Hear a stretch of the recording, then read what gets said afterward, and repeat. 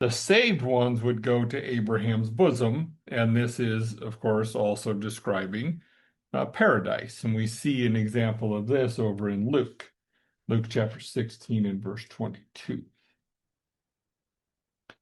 In Luke 16:22, we are talking about not a parable again, because there are some people will come and say, well, this is a parable, but there's nothing in the context to even indicate that it's a parable by any means.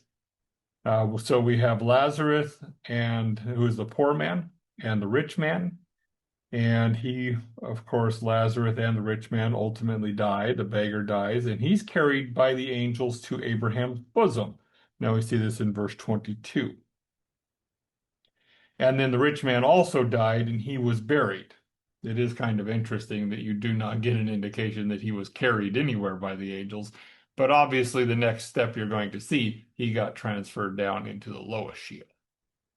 Okay, and being in torment in Hades, he lifted up his eyes and saw Abraham afar off and Lazarus in his bosom. So we see here Hades being the lowest part is where it's describing this, and where this rich man is. And we see that from Deuteronomy. And also, we see that he can, at this point, see Abraham.